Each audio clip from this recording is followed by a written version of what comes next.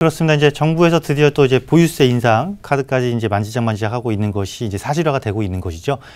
그리고 그 전에 이미 이제 단독주택 가격이라든가 표준지 단독주택 가격이라든가 표준지 공시지가 가격을 상승시키면서 일단은 세율 자체를 변화시키지 않더라도 자연스럽게 보유세가 인상되는 효과를 지금 얻고 있습니다. 그런데 이것을 좀 더 구체화하고 조금 더 체계적으로 인상을 하겠다는 안을 지금 마련을 하겠다라는 것이니까요. 어떻게 될 것인지 한번 간략하게 살펴보는 시간 가져보도록 하겠습니다. 자, 먼저 올해 이제 올해 2월에 다 1월 1일 기준이죠. 1월 1일 기준으로 해서 이번 달에 다 발표를 한 것인데요.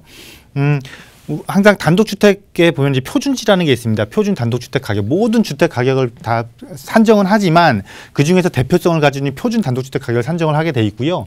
또 그 땅값도 마찬가지입니다. 공시 가격에서 표준지를 선정을 하게 돼 있는데 이런 것 자체가 일단 올해 상당량 지금 올라가 있죠. 특히 광역시를 중심으로 서울이나 부산 또 인구가 밀집돼 있는 지역. 또한 아니면 광역시로서 조성되어 있는 지역들의 공시지가 상승률이 단독주택 가격 상승률이 눈에 띄게 보이는 것이고요.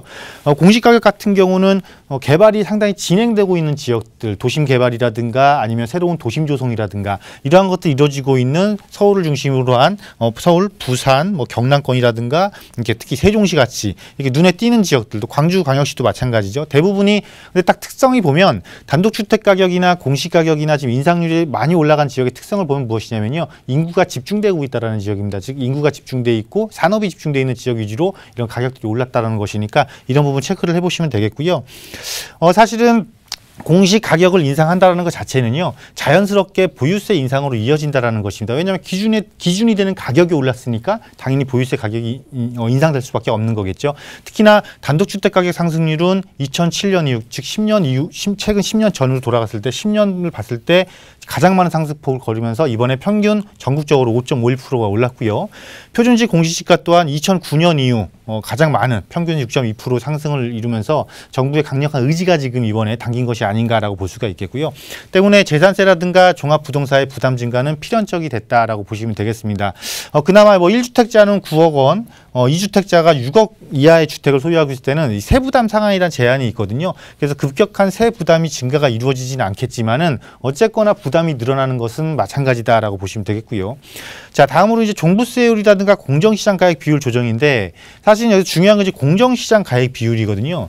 이것이 무엇이냐면 여러분들이 재산세나 뭐 종합부동산세나 이런 고지서를 받게 되면 거기에 이제 가격이 나와요. 거기에 이제 기준 가격에서 기준 가격이 나오거나 토지 같은 경우 이제 공시 가격이 이렇게 나오는데 이 가격에 나와 있는 가격에 현재는 한 80% 정도를 적용을 해서 세율을 곱해서 이런 보유세를 부과를 하는데 이 비율을 80%를 없애겠다라는 것입니다. 즉 기준 가격이나 공시 가격 그대로 세율을 적용시키겠다라는 것이니까 그렇게 되면 상당히 세율 이상 상당히 높아지겠죠. 다만 1주택자의 경우에는 9억 원 기준인 것을 이제 12억 원으로 조금 완화를 해서 1주택자는 부담을 좀 완화시키겠다라는 것이지만 다주택자, 특히 부동산 투자를 활용한 다주택자의 경우에는 조금 부담을 늘리겠다라는 것이 기존 사실화돼 가고 있는 것 같습니다. 그래서 앞으로 추진 일정을 보게 되면 8월 말에 발표할 예정인 중장기 조세 정책 방향에 이제 구체적인 것이 완전히 나올 것 같고요. 이거를 8월 말에 발표를 하고 9월 정기국회에서 입법 예정을 한다라고 하니까 이것은 아무래도 추가적인 일정을 조금 더 지켜볼 필요는 있겠죠. 왜 국회 절차를 거쳐야 되니까.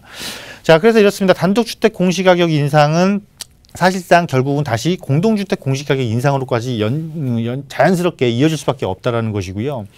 우리가 이제 여기서 따져봐야 될 것이죠. 그렇다면 보유세가 인상된다라면 예를 들어서 다주택자라든가 내가 투자 목적의 부동산을 소유했을 때는 어떤 방식으로 내가 회피해 나갈 것인가를 고민을 해보셔야 되는데요.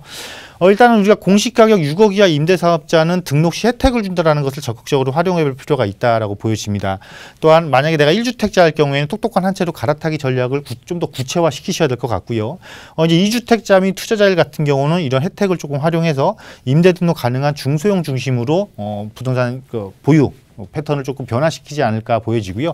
이것은 사실상 시장에서 자연스럽게 움직일 수밖에 없는 현상이죠. 특히나 이제는 보유세뿐만 아니라 뭐 양도소득세라든가 뭐 종합부동산세 이런 것들을 전부 다 피해 나가기 위해서는 임대사업자 등록이 필수가 됐고 임대사업을 등록하기 위해서는 또 가장 큰 세금에서 가장 비중이 큰 양도소득세를 회피해 나가기 위해서는 6억 이하라는 가액 기준을 충족해야 되기 때문에 결국은 시장 자체는 중소형 위주로 다시 재편될 수밖에 없을 것이다. 그리고 가장 중요한 것은 이겁니다. 사실 우리가 이 세금이라는 것은요. 세금의 최종적인 부담 주체가 누군지를 보셔야 되는 거거든요. 결국 세금의 최종적인 부담 주체는 항상 사용자라는 것이죠. 최종 사용자라는 것이죠. 그럼 부동산에서 최종 사용자는 누구냐면요. 결국은 임대인이 자가 소유자면 자가 부담을 하겠지만 이걸 임대를 놓으면 결국 임차인이 부담을 할 수밖에 없기 때문에 세금 인상은 결국 향후 보유세 인상뿐만 아니라 부동산 가격 인상까지로 최종적으로 이루어진다는 것을 보았을 때는 결국은 이러한 모든 것들이 이러한 모든 정부의 부동산 시장을 안정화시키고 부동산을 규제한 정책 또한 결국은 향후 5년 뒤 10년 뒤에는 부동산 가격 인상을 필연적으로 가져오는 것이라는 걸 여러분들이 잘 유념을 하시면서 이런 정책을 잘 판단을 하고 나의 투자 패턴이라든가 나의 보유주택 을 선택함에 있어서 잘 활용을 해보셨으면 좋겠다라고 말씀드리도록 하겠습니다.